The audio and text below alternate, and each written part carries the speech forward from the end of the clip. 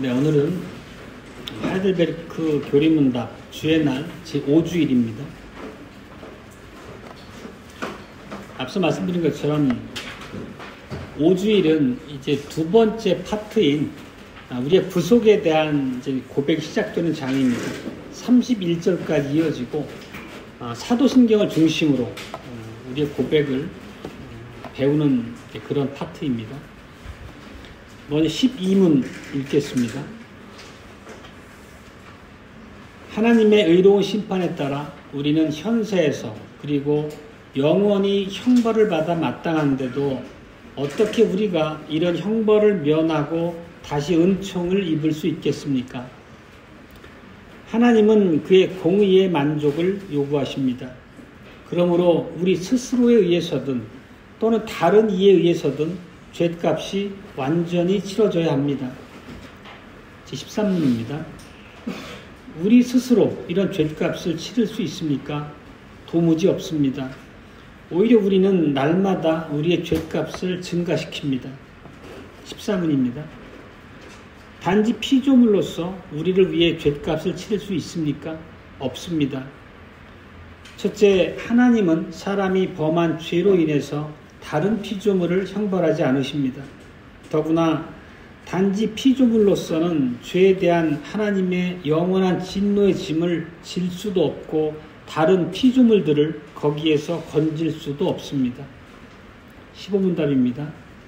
그러면 우리는 어떤 중보자와 구원자를 찾아야 합니까? 참 사람이고 의인이면서 한편 모든 피조물보다 더 강력하신 분, 곧 참 하나님이신 분입니다.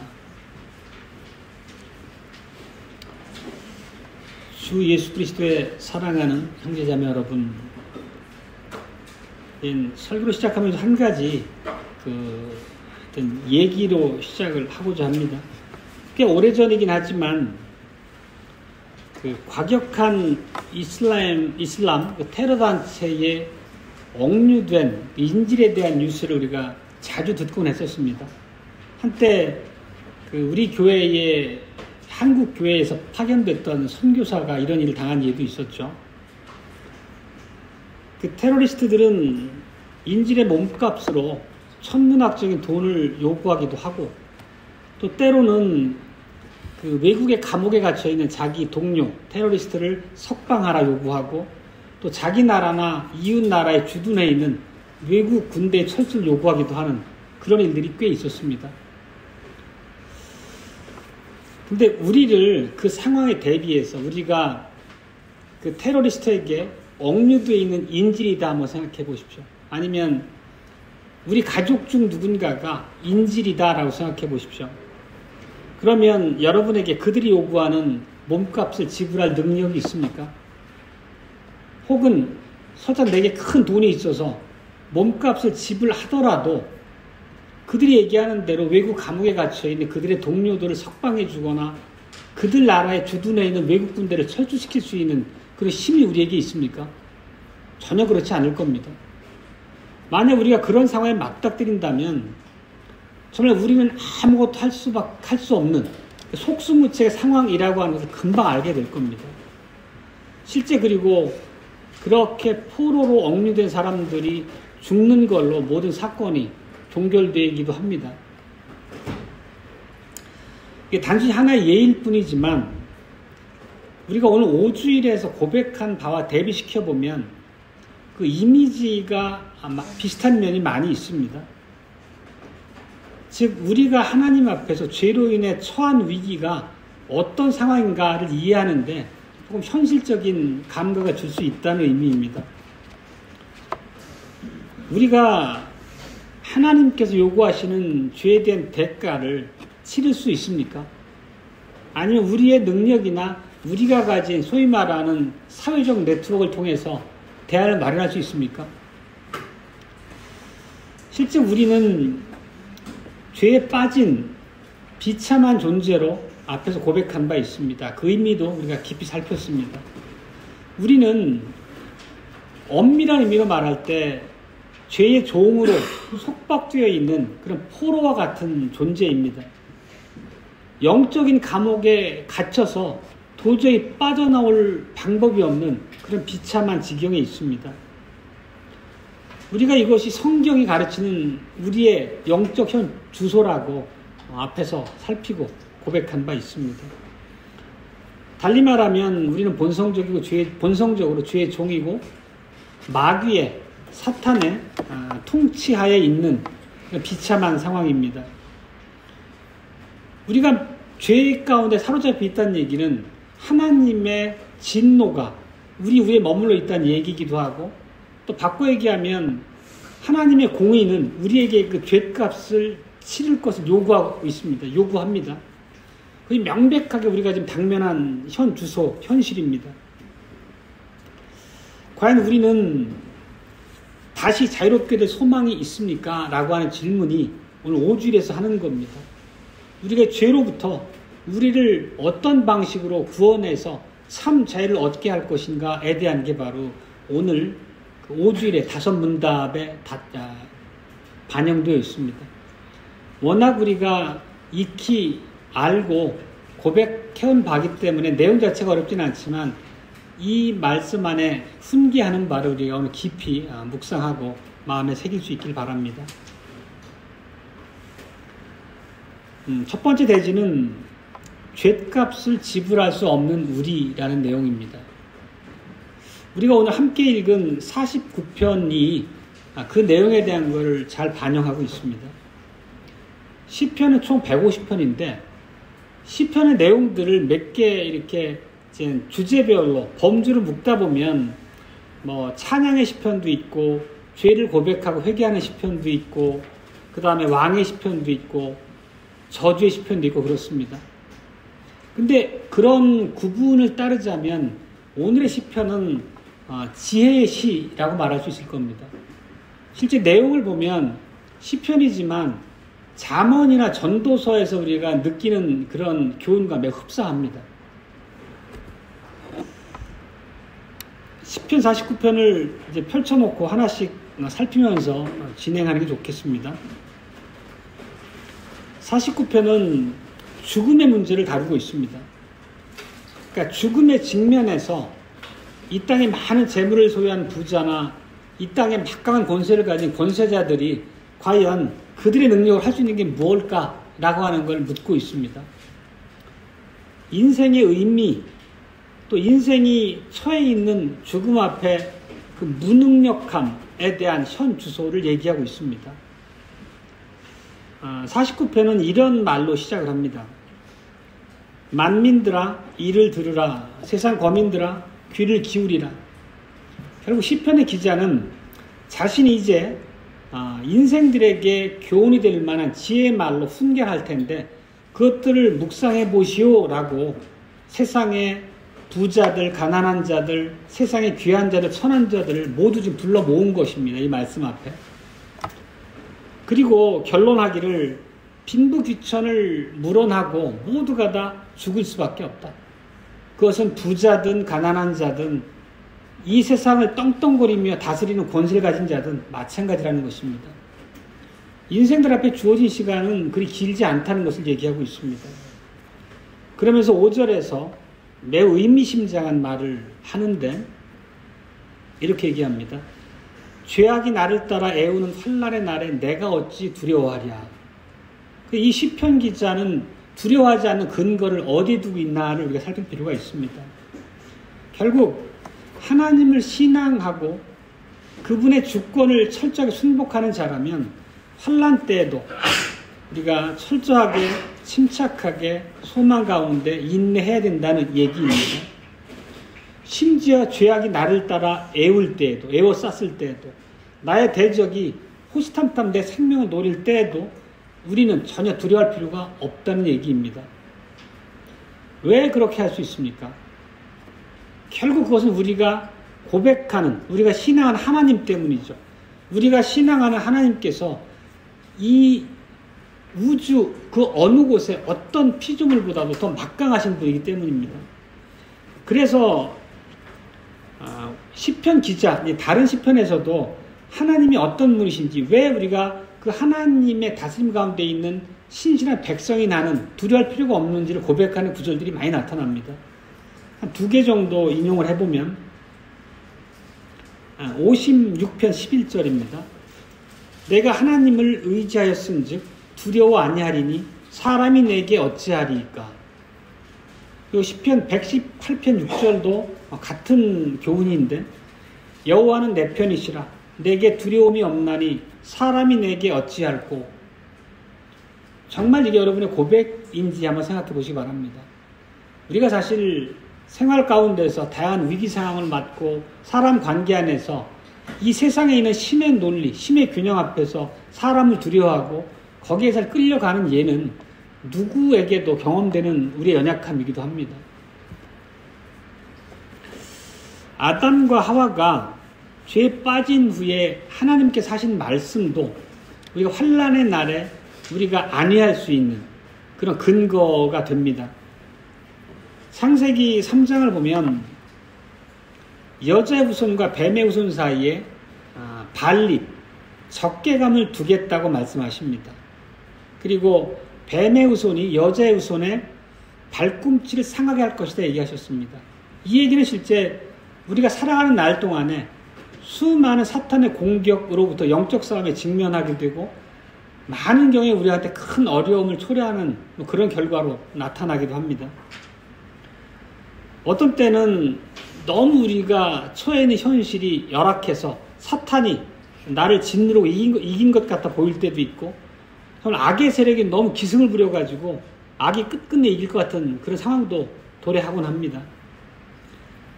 하지만 그럴 때조차도 위로가 있는 것은 바로 이어 창세기 3장에서 우리 앞에 두신 하나님의 약속 때문이죠. 그 뱀의 머리를 깨뜨릴 여자의 후손인 메시아를 우리에게 약속하셨습니다. 그것은 어떤 상황 가운데서도 자기 백성을 구원하시고 주님의 전지전능하신 장중 아래 보호하신다는 약속의 말씀입니다. 바로 이런 것이 이 시편 기자가 악한 현실 앞에서도 두려워하지 않을 수 있는 이유이고, 또 자기 대적의 능력이 결코 우리가 신앙하는 전능하신 하나님을 거슬러 이길 수 없다는 것을 확신하기 때문입니다. 반면에 시편 49편에 보면 그렇지 못한 많은 인생들을 묘사하고 있습니다. 자긍하는 자들, 재물을 의지하고 자랑하는 자들, 그들이 결국 인생의 궁극에 어떤 장벽에 도래할지에 대해서 그들을 조롱하는 말씀들입니다. 그들이 가지고 있는 대단해 보이는 세상적인 능력이라는 게 실상 그들의 영혼의 문제 앞에서는 전혀 쓰잘것없는 아무것도 아닌 것이 되어버린다는 뜻입니다. 7절이 그 내용을 말씀하고 있습니다. 아무도 결코 그 형제를 구속하지 못하며 저를 위하여 하나님께 속전을 바치지도 못할 것이다. 이 말씀은 속전을 받지 못한다는 얘기는 자기가 그 처한 상황에서 대가를 지불하고 풀려나게 할 방법이 없다는 얘기입니다. 그게 불가능하다는 얘기를 하고 있는 것입니다. 그리고 8절에 보면 저희 생명의 구속이 너무 귀하며 영영이 못할 것이니라. 이게 사실 한글 성경에 조금 의미가 불분명하긴 한데, 영어 성경을 직역해서 말씀드리자면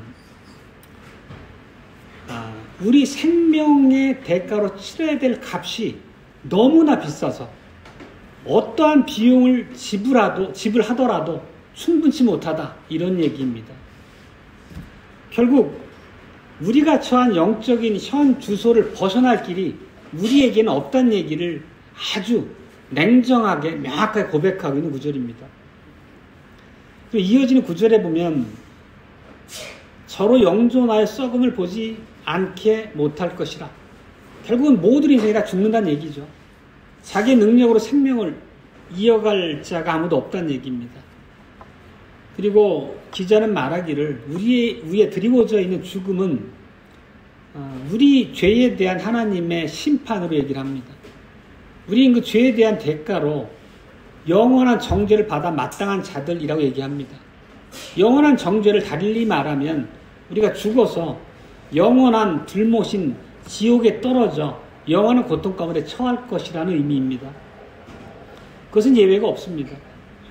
이 세상에서 가장 막강한 미국의 대통령도 마찬가지일 것이고 세상에서 가장 돈이 많다는 일론 머스크도 그 수많은 돈으로도 자기 영혼을 구할 바가 없지 않겠습니까?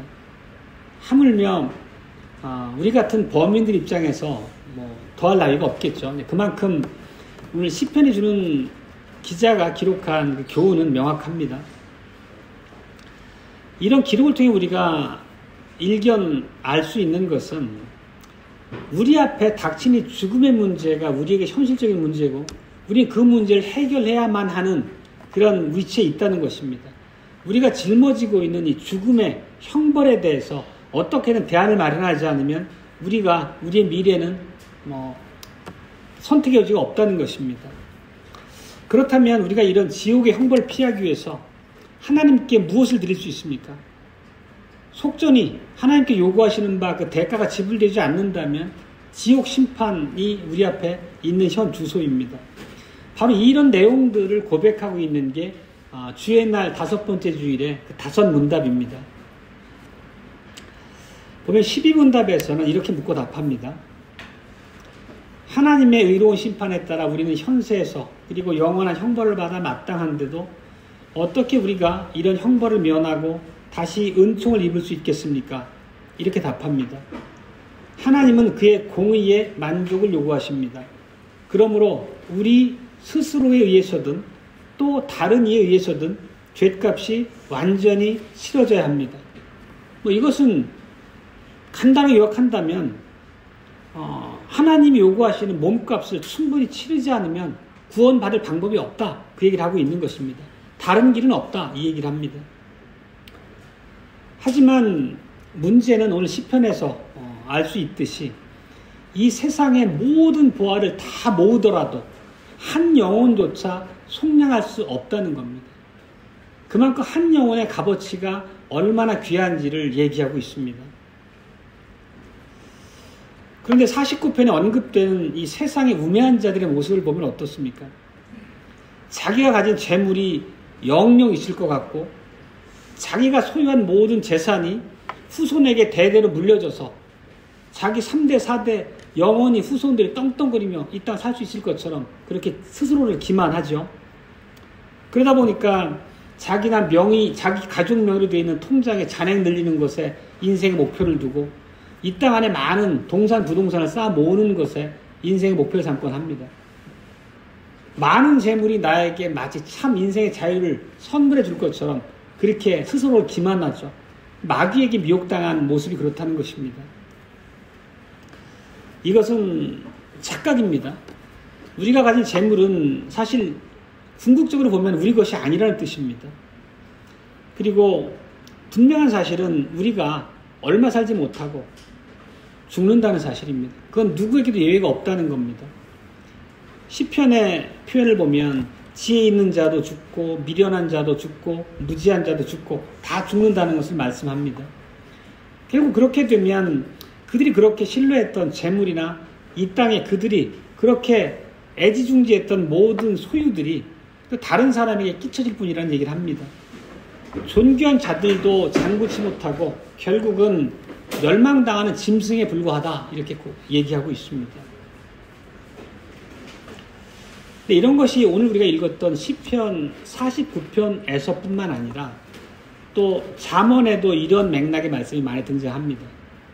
실제 복음서에 보더라도 우리 주님께서도 우리에게 이런 말씀을 많이 가르치셨죠. 익숙한 구절들이 많이 있습니다. 산상수훈에 이런 말씀이 있죠. 너희를 위하여 보물을 땅에 쌓아두지 말라.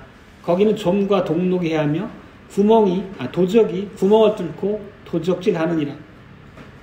그러면서 하나님께서는 이 땅에 있는 보물을 의지하지 말고 하나님을 너희의 보물로 삼고 섬기라 이렇게 교훈합니다. 이 말씀입니다. 사람이 온 천하를 얻고도 제 목숨을 잃으면 무엇이 유익하리요? 사람이 무엇을 주고 제 목숨을 바꾸겠느냐? 결국 이것은 아까 시편에서 봤던 것처럼 이 세상에 있는 모든 보화로도 한 영혼조차 속량할 수 없다는 것입니다. 결국 서두에서 드렸던 그 테러 집단의 인질로 억류된 사람의 얘기를 했던 것처럼 그 인질의 상태에서 풀려날 아무런 대책이 없다는 것입니다. 하나님이 요구하시는 몸값을 우리가 지불할 능력이 없다는 것입니다. 오히려 우리가 죄인이기 때문에 하루하루 살면 살수록 우리 위에 드리워진 죄값이 늘어만 갈 뿐이라는 얘기입니다. 시편 143편에서 다윗은 이러한 우리의 비참한 주소에 대해서 이렇게 탄원합니다. 주의 종에게 심판을 행치 마소서. 주의 목전에는 의로운 인생이 하나도 없나이다. 실제 아마 이제 각자 여러분에게 이런 교훈을 담은 성경 말씀을 찾아보세요 하면은 금방 많은 구절을 찾아보실 수 있을 거예요. 그만큼 성경에는 이런 인생의 무상함, 스스로의 무능력함에 대해서 고백하는 그런 구절들이 많이 있습니다. 이사야도 하나님, 여호와 하나님의 존전 앞에 나왔을 때 하나님의 어미로우심, 공의 앞에 두려움에 떨면서 이렇게 고백한 바가 있습니다. 화로다, 나여 망하게 되었도다. 나는 입술이 부정한 사람이요 입술이 부정한 백성 중에 거하면서 만군의 여호와이신 왕을 배웠음이로다. 결국 거룩하신 하나님의 영광 앞에 죄인인 우리는 소멸될 수밖에 없는 그런 비참한 존재라는 얘기를 이렇게 고백하고 있는 거죠. 하나님의 어미 앞에 선 죄인의 두려움을 얘기하고 있습니다. 바울은 이런 내용을 이렇게 한마디로 잘 요약합니다. 죄와 허물 가운데 죽었던 우리, 그 내용이 사실 이런 우리 형편을 한마디로 요약한 말씀으로 이해할 수 있겠습니다. 로마서 3장에서 바울은 또 이렇게 묘사합니다. 의인은 없나니 하나도 없으며 깨닫는 자도 없고 하나님을 찾는 자도 없고 다 치우쳐 한 가지로 무익하게 되고 선을 행하는 자는 없나니 하나도 없도다. 우리가 살폈던 이런 구절들은 공통적으로 우리가 엄청난 영적인 빚 앞에 서 있다는 것입니다. 그 우리가 지고 있는 빚의 이자는커녕 원금은커녕 한 푼의 이자도 갚을 능력이 없다는 것이고 사는 날이 더할수록 오히려 우리에게는 부채만 늘어갈 뿐이라는 얘기를 하고 있는 겁니다. 그런 맥락의 얘기들인 거죠. 모두 공통적으로 살펴봤던 말씀들이. 우리는 이렇게 죄와 비참으로부터 피할 길이 없습니다. 왜냐하면 하나님께서는 공의로우신 하나님이시고 죄를 철저하게 혐오하시는 분이시고 죄인들에게 죄에 대한 대가를 묻지 않고는 지나가실 수 없는 분이시잖아요. 그런 하나님 앞에 우리의 비참함이 그렇다는 얘기입니다. 바울이 로마서 2장에서 이렇게 묻습니다. 내가 하나님의 판단을 피할 줄로 생각하느냐? 그렇게 묻고 이어지는 5절 6절에서 이렇게 답합니다. 다만 내 고집과 회개치 아니한 마음을 따라 진노의 날 곧 하나님의 의로우신 심판이 나타나는 그날에 임할 진노를 내게 쌓는도다. 하나님께서 각 사람에게 그 행한 대로 보응하시리라. 결국 이제 우리 인생의 행로 안에 우리가 죄에 물든 우리의 본성상 어떤 모습으로 인생의 시간에 채워질지를 얘기하고 있는 내용이죠. 우리는 영적인 감옥에 갇힌 포로와 같다는 얘기입니다. 앞에 썼던 표현대로. 죄가 우리를 다스리고 있고 마귀가 우리를 다스리고 있는 것입니다. 달리 말하면 하나님의 심판이 우리에게 임할 것이라는 얘기입니다. 자, 그렇다면 이제 우리에게 당연히 묻게 되는 질문은 하나님의 공의로운 심판을 우리가 어떻게 피할 수 있느냐의 문제죠. 어떻게 우리가 하나님께 처음 창조했을 때 타락 이전에 하나님과 아담 관계에서 누렸던 이런 은혜의 자리로 회복될 수 있겠느냐는 것입니다. 이것이 오늘 두 번째 대지입니다. 우리를 위해 속전을 지불해 주실 중보자를 주신 하나님.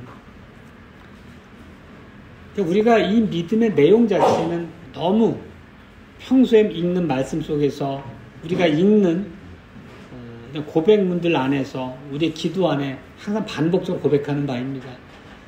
실제 그것이 우리의 모든 생각과 가치를 좌우할 수 있도록 우리 안에 실질적으로 고백이 되어야 될 필요가 있는 거죠. 결국 하나님이 들려주시는 그 복음, 그 영광스러운 소식은 하나님께서 직접 우리의 죄값을 지불할, 완전하게 지불할 방안을 마련하셨다는 것입니다. 그리고 하나님께서 스스로 손수 마련해 주신 그 방법을 우리에게 선물로 거저 주신다는 것입니다. 오늘 읽은 시편 49편을 보면 기자는 어떻게 죽음이 사람들에게 오는지를 얘기하고, 그 다음에 이 땅에 있는 부유함이, 권력이 그 죽음으로부터 구원할 수 없다는 것을 얘기합니다. 그리고 이제 15절에서 앞서도 살펴봤는데 이렇게 고백합니다. 그러나 하나님은 무덤으로부터 나의 생명을 구속하시리라. 하나님께서 나를 확실히 주께로 취하시리라. 결국 이 문맥 안에 담겨 있는 것은 사람이 스스로는 구원을 획득할 수 있는, 쟁취할 수 있는 방안이 없지만 자비롭고 은혜로우신 하나님께서 구원의 길을 여셨다, 이 얘기를 하고 있는 겁니다. 하나님께서는 우리가 처한 절망적인 상황, 죄값을 지불할 수도 있고 또 나를 대신해서 나의 죄값을, 죄의 문제를 해결할 그 대안이 전혀 없다는 우리 현 주소를 아시고 하나님께서 스스로 우리를 향한 사랑의 구원의 길을 내셨다는 것이죠. 시편 기자는 하나님의 이러한 계획에 대해서 잘 알았습니다. 왜냐하면 시편 기자는 구약 교회의 언약 백성이고, 구약 교회 안에 주신 하나님의 율법 안에는 하나님께서 죄 문제를 어떻게 해결하실지에 대해서 매우 선명한 그런 복음을 제사 제도를 통해서 주셨기 때문입니다. 우리가 룻기에 쓴 것을 기업 누르기라고 하는 제도 안에 담긴 의미로도 살핀 바가 있습니다. 이렇게 구약 교회의 백성들인 이스라엘 백성은 이 죄와 죽음으로부터 속량된다고 하는 그런 원리와 개념에 매우 밝히 교육하고 가르침을 받은 바가 있습니다. 실제 그들의 제사 제도를 잠깐 살펴보면 이스라엘 백성들은 특별히 자신의 죄값을 지불하기 위해서 속건제라고 하는 제사를 드렸습니다. 어떻게 드렸냐면 짐승을 통해 드렸습니다. 이 속건제는 매우 개인적인 희생제사의 제도인데, 속건제를 드리는 사람은 자기가 준비한 그 짐승 제물에 안수를 함으로 자기의 죄를 전가시키고 그 제물을 하나님께 바침으로써 속죄를 얻는 그런 하나님의 약속을 바라보게 됩니다. 제사, 그러면 우리가 잘 아시는 것처럼 속죄제도 있고 속건제도 있는데, 속죄제라고 하는 것은 그 하나님과의 관계 안에서 죄의 본질적인 문제를 다룬다고 하면, 속건제라고 하는 것은 우리의 연약함으로 인해 범하게 된 죄가 있죠. 그 죄의 결과로서 하나님의 성물을 더럽힌다거나 아니면 내 인근에 있는 내 이웃들, 다른 언약 백성들에게 어떤 손해를 끼칠 때 그 손해를 배상하고 하나님 앞에 죄를 용서를 구하는 그런 성격을 갖는 제사입니다. 그러니까 속죄제가 수평적으로 하나님과의 관계 안에서, 수직적인 관계 안에서 제사의 의미를 지닌다면, 속건제는 그보다는 조금 더 개인적이고 수평적인 의미를 가지는 그런 속죄의 성격을 갖습니다. 그러니까 이렇게 속건제를 통해 주셨다는 것은 결국 너희가 지은 그 죄를 하나님 앞에 속하고 그 죄에 대한 대가를 지불하지 않으면 안 돼라고 하는 끊임없는 반복된 훈련의 과정이라고 볼 수 있죠. 그리고 우리가 기억하시겠지만 이스라엘에는 그 대속죄일이라는 날짜가 있었습니다. 대속죄일, 그러면 이스라엘 전체 백성의 모든 죄를 하나님 앞에 희생제물을 통해서 용서를 구하는 그런 의식이었죠. 먼저 그 대제사장과 제사장의 가족들의 속죄제를 드리고, 나중에 모든 백성들의 죄를 속함을 얻기 위해서 양을 2마리를 선택을 했습니다. 그래서 그 중에 제비를 통해서 1마리 양을 뽑아가지고 그 양을 잡아 흘린 피를 가지고 대제사장이 지성소로 들어가죠.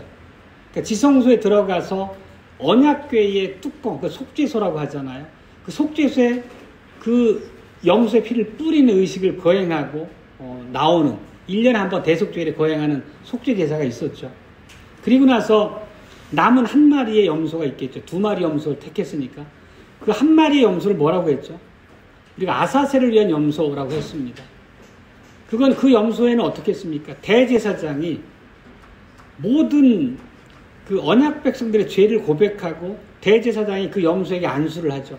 그러니까 죄를 전가시키고 그 염소를 죽이는 것이 아니라 영문 밖으로, 말하자면 성문, 경계 밖으로 무인지경의 광야로 그 염소를 내쫓습니다. 그럼으로써 말하자면 영문 아니라고 하는 건 교회라고 볼 수 있겠죠. 하나님 은혜가 임하는 그런 경계 안에 죄를 몰아낸다는 의미를 갖게 되는 거죠. 실제 예수님께서도 예루살렘 성 안에서 못 박히신 것이 아니라 영문 밖에 있는 골고다 언덕에서 제물로서 돌아가셨죠. 근데 이런 제사제를 통해서 이스라엘 백성들은 대리 속죄, 나 대신 내 죄 때문에 다른 제물이 하나님께 바쳐지고 그를 통해서 내 죄가 용서될 거라고 하는 그런 대리 속죄의 개념에 대해서 매우 밝게 이해하고 있었던 거죠. 그렇기 때문에 그들은 이런 끊임없는 반복되는 제사를 통해서 궁극적으로 오시게 될 우리의 죄를 속해 주실 속죄양으로서의 메시아를 기대하고 기다렸던 거죠.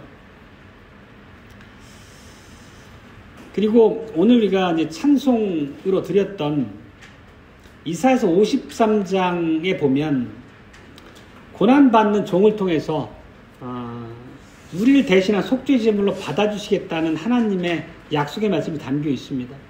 실제 예전 우리가 다니는 교회에서도 이사야서 53장은 그 고난주간 때마다 굉장히 많이 읽고 설교되었던 구절인데요. 이런 내용입니다. 한 구절만 보면 53장 5절 6절입니다. 그가 찔림은 우리의 허물을 인하며 그가 상함은 우리의 죄악을 인함이라. 그가 징계를 받음으로 우리가 평화를 누리고 그가 채찍에 맞음으로 우리가 나음을 입었도다. 우리는 다 양 같아서 그릇 행하여 각기 제 길로 갔거늘 여호와께서 우리 무리의 죄악을 그에게 담당시키셨도다. 익숙한 구절이실 것입니다. 시편 기자 오늘 읽었던 49편의 기자는 15절에서 이렇게 말씀합니다. 그러나 하나님은 나를 영접하시리니 이러므로 내 영혼을 음부의 권세에서 구속하시리로다. 이 구속이라는 말이 redeem이라고 대가를 지불하고 되산다는 의미라는 얘기를 몇 번 드렸었죠. 룻기에서도 말씀드렸고 실제 킹제임스 버전 영어 성경을 보면 이 의미를 지극히 보면 그렇습니다. 음부의 권세에 붙잡힌 우리의 몸값을 지불하고 되산다라는 개념을 담고 있는 구절입니다. 이렇게 하나님께서 손수 음부의 권세로부터 그 값을 지불하시고 우리의 영혼을 구원하신다. 이런 내용이 바로 시편 49편 15절의 내용입니다. 사실 굉장히 핵심적인 구절이라고 볼 수 있겠습니다. 실제 사도 베드로가 이제 기록한 서신서에서도 베드로전서 1장 18, 19절에서도 동일한 구원의 방법에 대해서 고백하고 있습니다. 너희가 알거니와 너희 조상의 유전한 망령된 행실에서 구속된 것은 은이나 금같이 없어질 것으로 한 것이 아니요 오직 흠없고 점없는 어린 양 같은 그리스도의 보배로운 피로 싼 것이니라. 이렇게 고백합니다. 오늘 읽은 구절입니다.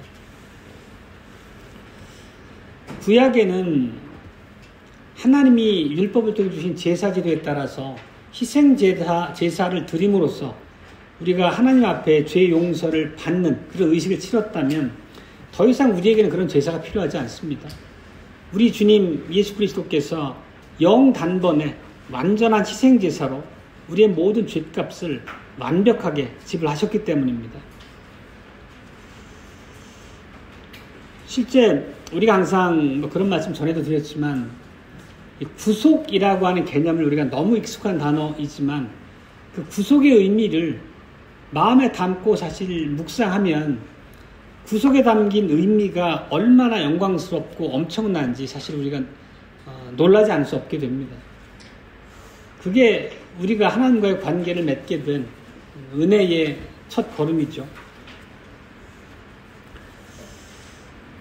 아까 테러 집단 비유에서 만약에 테러 집단이 요구한 바 몸값도 지불하고 그들이 요구한 조건들 동료도 풀어주고 주둔한 군대도 철수하고, 그럼 모든 그들의 요구 조건이 충족이 되면 인질을 풀어줬겠죠. 그러면 그 인질은 다시 풀려나서 자유를 얻게 되고 정상적인 생활로 돌아가서 완전한 회복된 삶을 살게 되겠죠.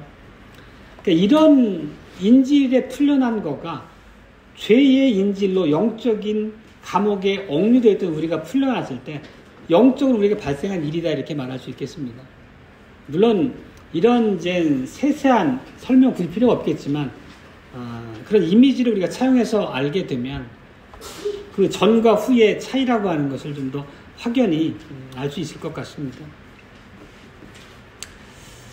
이제 우리는 더 이상 죄의 빛 가운데 짓눌려 있지 않습니다.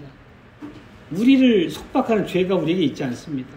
우리는 이제 오히려 의의 종으로서 하나님 앞에 제사장으로 드려져서 하나님의 말씀을 깨우쳐 이해할 수 있는 영적인 지혜를 얻게 됐고, 그 말씀대로 따라 살 수 있는 능력도 성신 안에서 우리에게 주어졌습니다. 그런 놀라운 변화가 우리 앞에 있는 거죠. 우리가 이 죗값을 지불한다, 우리에게 일어난 일이 율법의 정죄로부터, 즉 몸값을 지불해야 될 그런 비참한 처지로부터 풀려났다는 거가 다가 아니라는 거죠. 그러니까 우리가 율법의 정죄로부터 해방된 것의 의미가 구속 안에 담겨 있고, 동시에 또 우리가 죄의 권세로부터 해방되게 합니다. 죄의 권세로부터 해방이라는 것은 우리가 죄의 종으로서 죄에게 질질질 끌려가면서 하나님을 거슬러 살지 않을 만큼의 능력이, 죄가 나를 권세로서 짓누르지 못할 만큼 내 안에 하나님의 살아있는 권세가 행사된다는 거죠. 성령의 내주하심을 통해서. 그 놀라운 실질이 우리 삶으로 증거돼야 된다는 것입니다. 그것이 명백히 우리에게 요구되고 있는 바입니다. 시편 49편 15절 다시 한번 보겠습니다. 그러나 하나님은 나를 영접하시리니 이러므로 내 영혼을 음부의 권세에서 구속하시리라. 그리고 여기 보면은 도치법인데 앞부분이 나를 영접하신다는 게 먼저 나옵니다. 이 얘기는 하나님께서 나의 영혼을 음부의 권세에서 구속하신 다음에 당신의 집으로 맞아 들이신다는 얘기입니다. 하나님의 집 안에 들어와서 내가 하나님의 권속으로 사는 위치에 섰다, 신분이 됐다 하는 것은 우리에게 부여되어 있는 성령의 능력을 말씀하는 것이 다름이 아니겠죠. 그리고 우리에게 완벽하고 회복된 그 부활과 영생의 능력을 얘기하는 것이기도 합니다. 이런 것들만 보더라도 구약 백성들은 현재 신약시대에 살고 있는 우리와 달리 부활이나 영원한 생명에 대한 소망이 없었다라고 주장하는 일부 신학자들의 주장을 받아들일 수 없는 것이기도 하죠. 욥기에 보면 그 구약 백성들에게도 분명한 부활과 영생에 대한 소망이 있었다는 것을 우리가 알 수 있습니다. 19장인데 이런 구절입니다. 기억하신 분들이 많을 텐데요. 내가 알기에는 나의 구속자가 살아계시니 후일에 그가 땅 위에 서실 것이라. 나의 이 가죽 이것이 썩은 후에 내가 육체 밖에서 하나님을 보리라. 이것을 우리가 보통 욥이 가지고 있던 부활신앙에 대한 증거로 우리가 해석하곤 합니다. 그리고 다윗의 시편에 보더라도 그 부활과 영생에 대한 소망이 아주 선명하게 담겨있는 시편들이 있습니다. 시편 16편의 8절로 11절을 보면 이런 기록입니다. 내가 여호와를 항상 내 앞에 모시며 그가 내 우편에 계심으로 내가 요동치 아니하리로다. 이러므로 내 마음이 기쁘고 내 영광도 즐거워하며 내 육체도 안전히 거하리니 이는 내 영혼을 음부에 버리지 아니하시며 주의 거룩한 자로 썩지 않게 하실 것임이니이다. 주께서 생명의 길로 내게 보이시리니 주의 앞에는 기쁨이 충만하고 주의 우편에는 영원한 즐거움이 있나이다. 이 말씀 안에 우리가 느낄 수 있는 것은 우리에게 부여해 주신 구원, 거기에 뒤따르는 그런 영적인 부유함에 대해서 노래하고 있습니다. 영원한 의와 생명을 허락해 주셨다는 것을 시편 기자가 고백하고 있는 것입니다. 이렇게 시편 기자의 고백을 보거나 다른 구약 성도의 그런 고백을 보더라도 그들은 죽음이라는 걸 전혀 다른 관점으로 바라보고 있었던 거죠.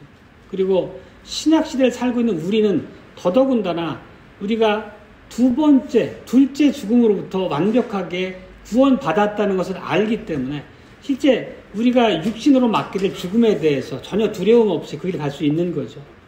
그것을 하이델베르크 교리문답에서는 그런 구절을 고백했었죠. 죽음은 더 이상 죄의 값이 아니라 영생으로 들어가는 문이다, 관문이다 이렇게 고백한 바 있습니다.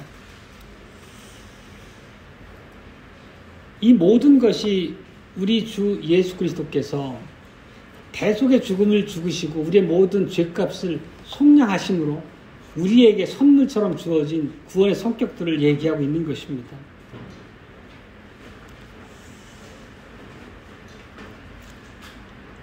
우리가 만약에 그리스도가 없는 위치였다면, 그러니까 그 테러리스트들에게 억류되어 있는 그런 감옥에 갇힌 신세였다면 어땠겠습니까? 참으로 생각만 해도 비참한 상황임을 우리가 알 수 있습니다.